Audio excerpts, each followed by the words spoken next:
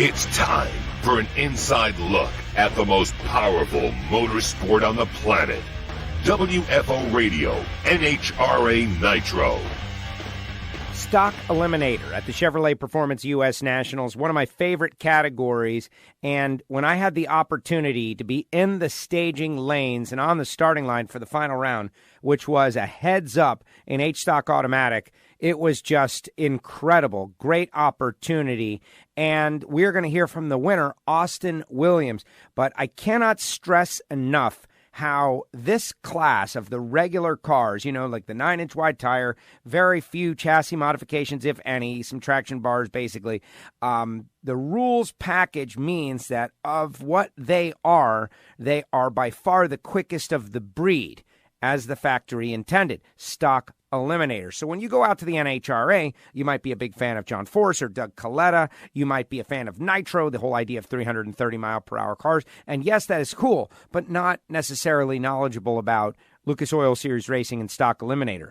Honestly, not everybody follows every single category, but I'm telling you that Stock Eliminator is where the hardcore, devout fans lie. And so to be there for a final round, to see Matt Antrobius and Austin Williams chilling their cars, icing their cars, getting everything down perfect for a drag race, not a handicap-style race, for a first to the finish line with equal cars and equal rules for the most part, it was awesome.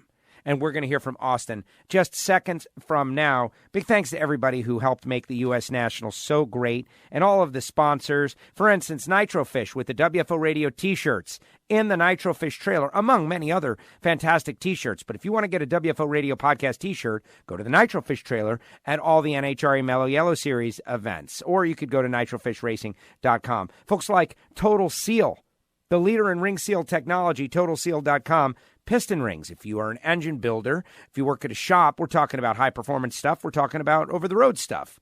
Total Seal, piston rings, sponsor of WFO Radio. MagicDryUS.com, the official organic absorbent of the NHRA. Go to MagicDryUS.com. Frank Hawley's Drag Racing School. The Dragster Adventure is what I like to promote, but you can get your top alcohol funny car license if you like. I just think that most people like to stick their toe in the water first, right? Drive a dragster, 0 to 60 in 3 seconds, 130 in the quarter mile. Dragster with big block Chevrolet behind the roll cage. You ever driven one of those? No, you haven't. It is a great thrill ride. You will love the adrenaline rush. That's Frank Hawley's Drag Racing School at frankhawley.com. Rodax, coffeeandgrills.com. Coffee, hot sauces, spice rubs, gourmet stuff. Stop getting the vacuum-packed garbage in the grocery store, man. I'm telling you, this is the goods. Rodax, coffeeandgrills.com. Located in Fort Worth, Texas.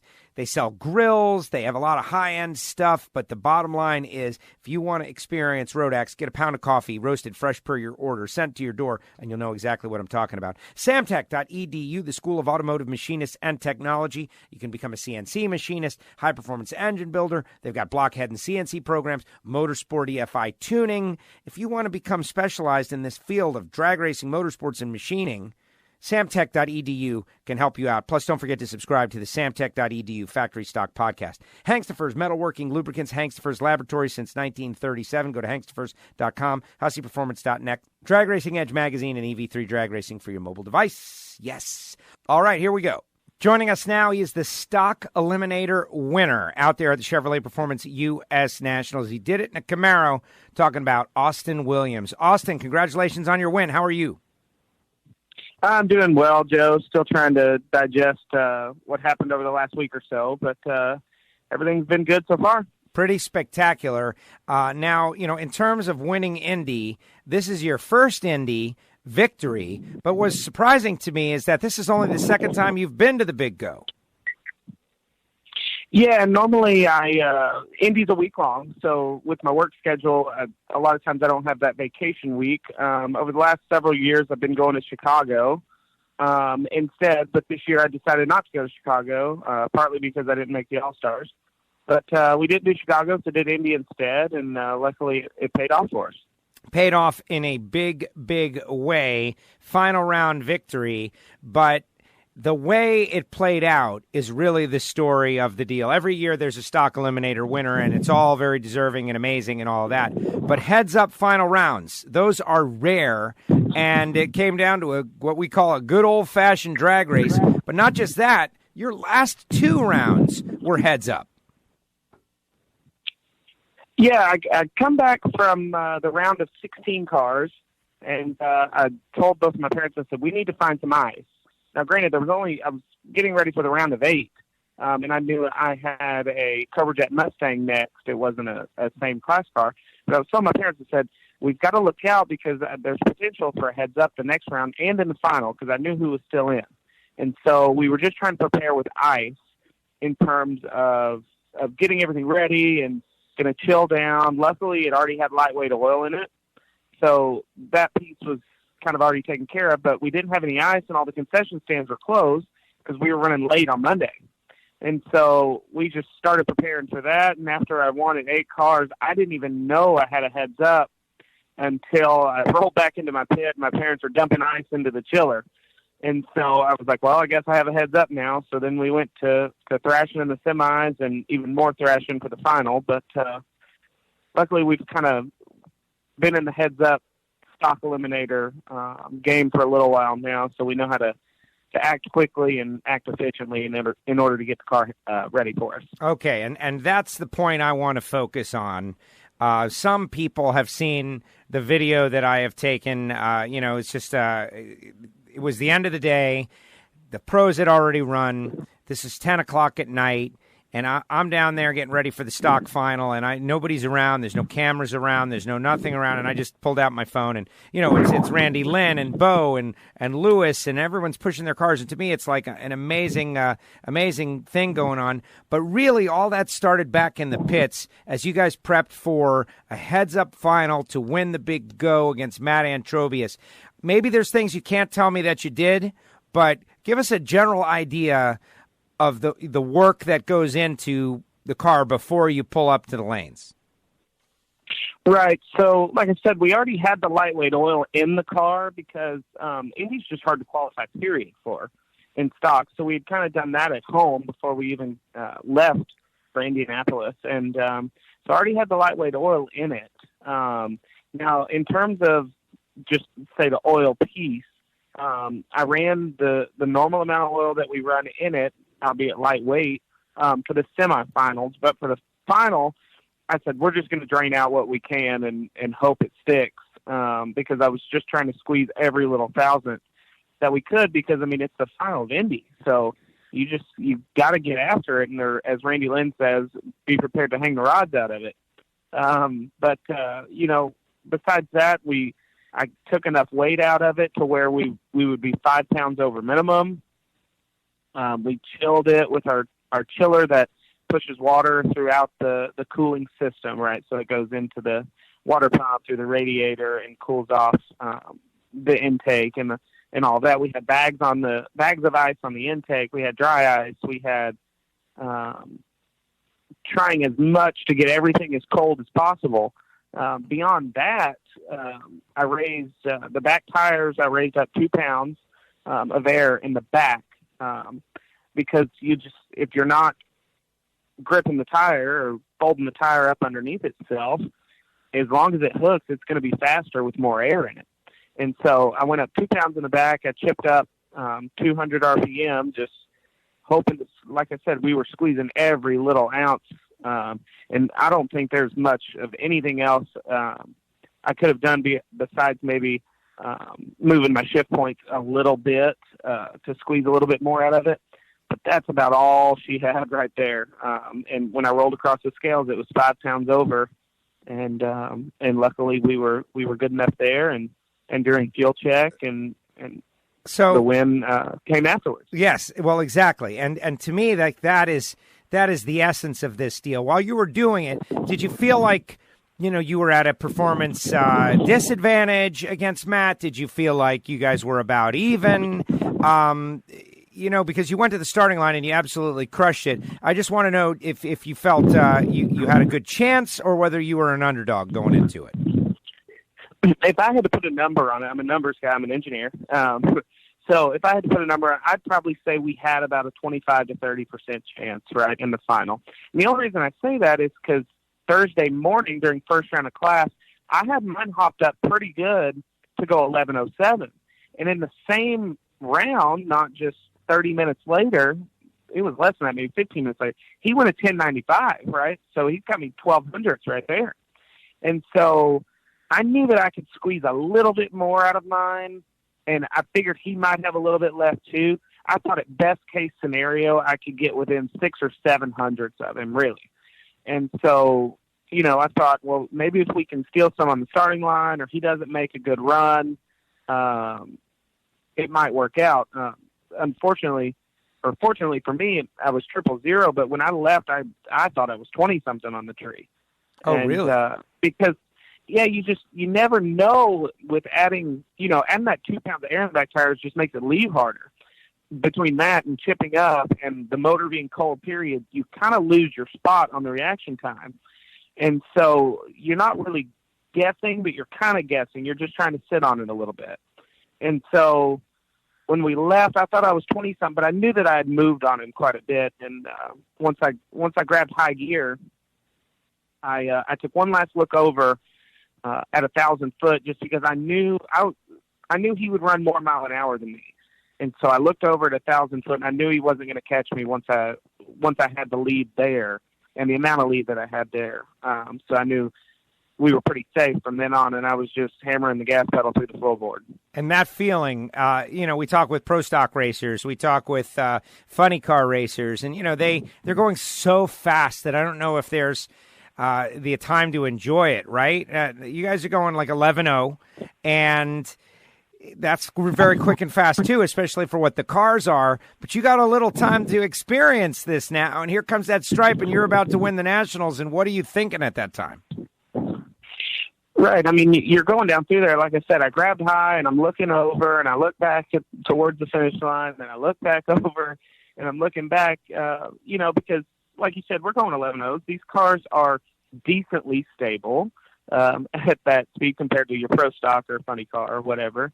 And it's just crazy because it's Indy. You just, in a heads-up final, if you're ahead, and as long as you make weight afterwards, then your win light's going to come on if you get there first. So when you're ahead and know you're going to get to the finish line first, it's different than a normal bracket race of your stock eliminator, because sometimes you don't know if that win light's coming on when you go through the finish line.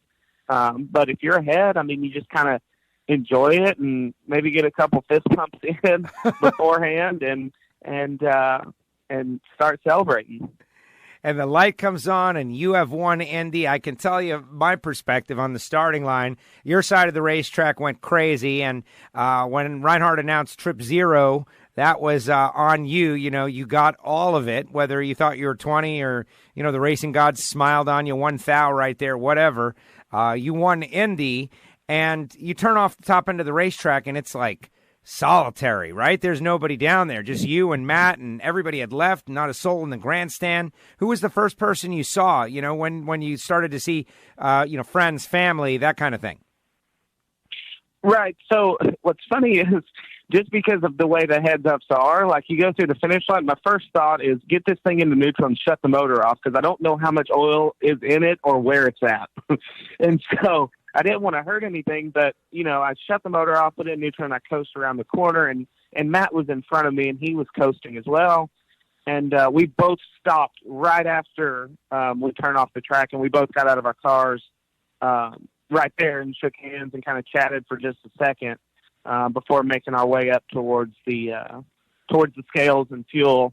But I didn't even see anyone for a few minutes. Dad was my father was the first person down there to me. He brought me a Gatorade, and we exchanged a high five, and that was right as I was doing my field check, and I came back and started doing contingency, and he was the only one down there. And then I drove up the return road towards the starting line, and then that's where everyone was hanging out. And it was really cool coasting up through there, and then just having them cheer and get out of the car and, hug everyone, hug my mother first, and exchange a few words with fellow racers. And it was just a really cool time. And I think what made it even sweeter was how many racers were still there that probably normally wouldn't be there given our odd Indy schedule this year. Right. Yeah. Well, that's the thing. The conversation happened a bunch of times late in the going with people talking about, they were tired and they really kind of, maybe wanted to leave, but they just couldn't leave, right? They couldn't leave. Like, why would you leave? This is Indy. This is the U.S. Nationals. Like, everything that happens is in many ways a life changer. So you've won world championships. You've won a lot of big things. Now that you've won Indy, this is your headline on your resume. Does it feel it? Has it sunk in? Yeah, it hasn't quite sunk in yet, but I got a funny text from Courtney Enders Lambert, actually.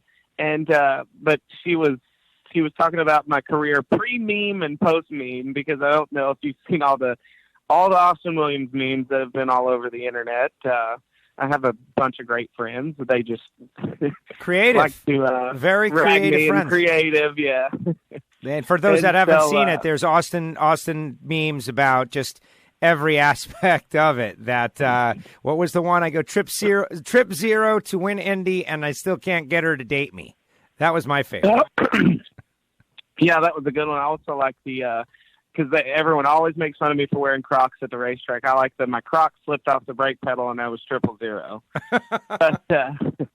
but it's funny. Bo actually sent me a text. He goes, what's funny is you've won 2 world championships, but Indy is Indy, and look at the attention you get. And that means that's all the significance right there of what Indy means to anyone.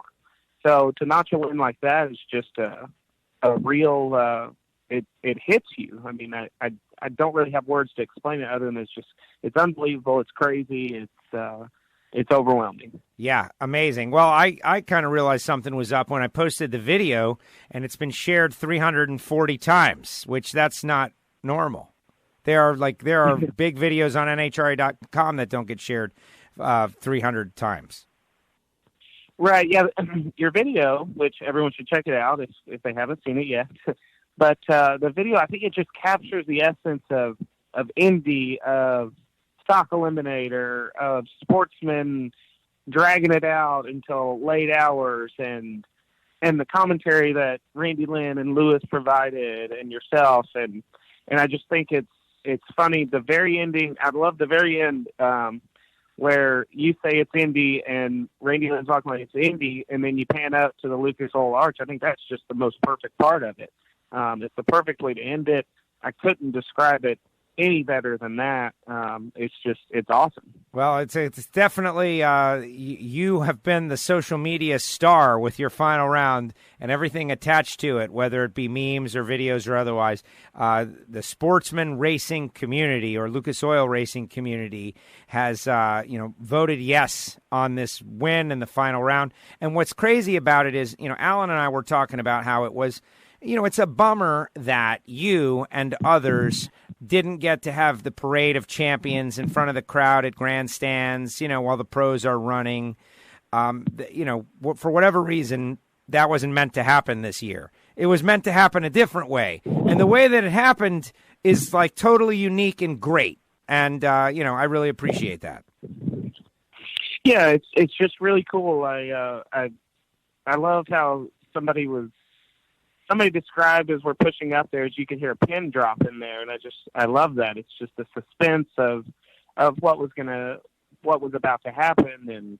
And it's crazy. And like you said, it's unique. It's my story and Matt Antrobius' story, and it's nuts.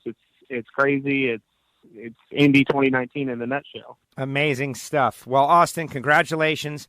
2019 Chevrolet Performance U.S. Nationals winner, Stock Eliminator, surviving back-to-back heads-up semifinal and final round. All those handicap, bracket-style wins that came early on are greatly appreciated as well. Those, I'm sure, were extremely challenging, where you as the driver had to, work both ends of the racetrack. But in the end, you got Wally from Indy, and that is pretty great. Congratulations. And thanks again, Joe.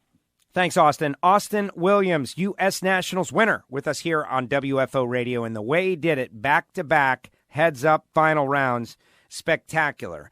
And, the video that I reference and keep referencing, it's funny because I'm so proud of it, right? Like, this guy won the U.S. Nationals, and I'm proud of my video of him winning the U.S. Nationals. Put that into perspective for a second. Here's the way it went down. Mother Nature caused us to have to run most of our Lucas Oil Series categories for many rounds after the race. And my voice was blown out, spent from a lot of different stuff over the course of the weekend. Partially my fault, didn't manage it, got too enthusiastic and excited about what was going on and blew it out a little bit. So Monday night, I was spent. So what I did was I tried to find other ways to be helpful, like go down to the staging lanes and observe.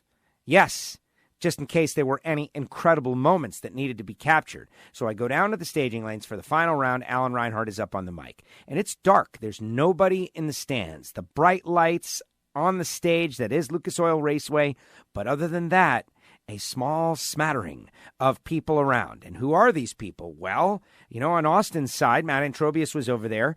And on Austin's side of the deal, friendly faces like Randy Lynn Shipp and Bo Butner and Lewis Bloom, just kind of down there, discussing what was getting ready to go down as Austin was going down. So the word comes, bring them up. And they're the first two cars in the lanes and the only cars in the staging lanes at all for the most part at that point. And there was nobody there. It was really a surreal scene. It was like Night of the Comet. There was nobody around. It was total silence. And so they start to push these two teams side by side, start to push these cars forward. In the silence, and you hear the music on in the background. Reinhart wasn't even on the mic just yet. Here they come. They got the word from the race control. They're not going to start them. They're keeping them chilled all the way up to the water box. So there was a considerable walk, 400-foot walk maybe. And so I say to myself, all right, this moment is spectacular. This is a historic moment for drag racing. Stock Eliminator final round, 65th U.S. Nationals. Heads up. So I pull out the phone and just begin documenting. And fortunately, Randy Lynn, I was like, hey, Randy Lynn, what's going on? And she went into reporter mode and explained it. We got a heads-up final. Most exciting final in a while. They're going to hang the rods out if they have to. They got to win this race. And then, Lewis, what do you think? Whatever she says, she's won 7 more races than me. Just everybody was in on it, totally just put aside everything else and captured by the moment. Walking forward, Bo is involved. Everyone is involved. Here you go. And they fire the cars and they shut them off immediately and coast into the water box. And Reinhart's on the mic, building the drama, talking about the run. Down the track they go. Win light comes on for Austin. He wins the race. The celebration afterward. Reinhart booms down off the mic. 000 reaction time. And the fact that it happened in front of nobody, I don't want to say it made it better. It made it different. The silence, the lights, the darkness, the haze. Walking out of the darkness into the light and then walking out of the light back into the darkness. Just so many elements of it made it special. So then, I requested, can I post this? And yeah, go ahead. NHRA Social said, go ahead and post it. Posted it. And the Stock Eliminator racers have taken it and gone crazy with it. It's been shared. You can tell if you've got a good post by how many times people share it. Just like with this show. Everybody likes it.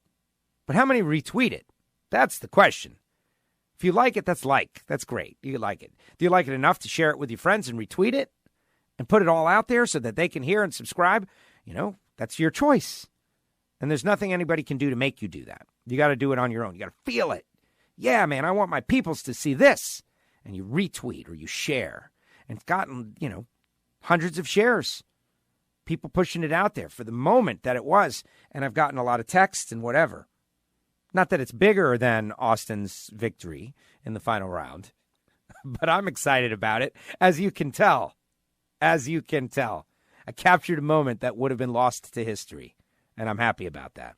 But really, the heads-up final. Now, in the posts and comments, there was one person, and I don't want to mention any names, but they thought that all races in Stock Eliminator should be handicap style, like bracket style racing. And no. That is what makes it great, is that every once in a while, maybe you will run into someone in your own category and drag race them to the finish. So it's the perfect combination of starting line prowess without electronics or trans brakes or anything like that, old school drag racing, stomping on the gas pedal, top-end racing, knowing how to manage and dial your car and manage dialing in your car and driving the top end so you can get through races against slower cars or faster cars in the handicap-style race, and drag racing where every once in a while you and your guys have got to figure out how to beat them and their guys from here to there first in your car that is equal to them as seen by the rules. It's perfect. A couple of Camaros, Gen 1, Gen 3 Camaros, battling it out was just great. It was one of, if not my favorite moment from the U.S. Nationals, definitely one of, to be able to be in the middle of that and experience that. It's as simple as that. If you love the podcast, subscribe. If you enjoy it a little bit, subscribe. It gets better. We got John Force. We had John Force. Next week, we're going to connect with Doug Coletta. For those of you who are wondering about Doug, where's Doug? Next week, we're going to connect with Doug Coletta as we get ready for the Mopar Parts Nationals out there in Reading, Pennsylvania, presented by Pennzoil. In the meantime, the archives are loaded, and there's a lot to listen to. The Ignition Show is great entertainment. We talk sports. We talk about everything. Behind-the-scenes gripes and grudges. All of that stuff comes out on Ignition. Appreciate all you folks for listening. Go to WFOradio.com, click the player to find out exactly what the best way for you to listen to the show is. And we certainly appreciate, I would imagine we have a lot of Lucas Oil Series racers listening to this one. We appreciate all of you guys. We appreciate all of you. And you are the backbone of the sport. It was a tough and challenging race. We would have loved to have run you before the pros. Ma Nature said no. Ma Nature said no. You know, there's all kinds of, parking issues, giant rigs, all that stuff. It was unique. And that's rare. Having a unique race is rare. All right, everybody, that's going to do it. WFO, more to come. WFO! The views and opinions of the hosts, guests, or callers do not necessarily reflect that of the station ownership, advertisers, or agencies. I love WFO radio. Oh, yeah.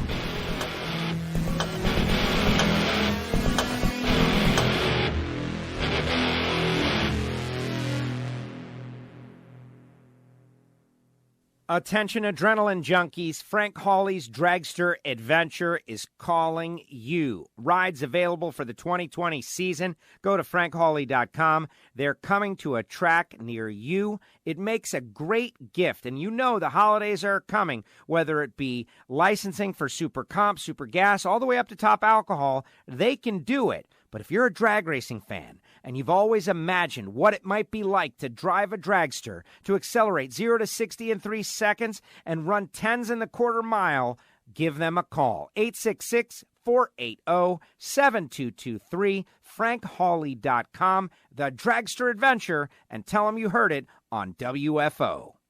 We're talking gourmet coffee, we're talking hot sauces, we're talking spice rubs, we're talking everything good at RodakCoffeeandGrills.com. Marvin Rodak, been doing it since the 70s, figured out that life is better with great coffee, and oh, he's so right. 817-924-6821. Call Marvin. He'll roast up some coffee fresh for you. Throw in some hot sauce, some spice rub, and you will be loving it. Hit him up, RodakCoffeeandGrills.com. WFO Radio is brought to you in part by Extreme Velocity 3 Drag Racing. Download for your mobile device. Win your way on the show. WFO. This is WFO Radio.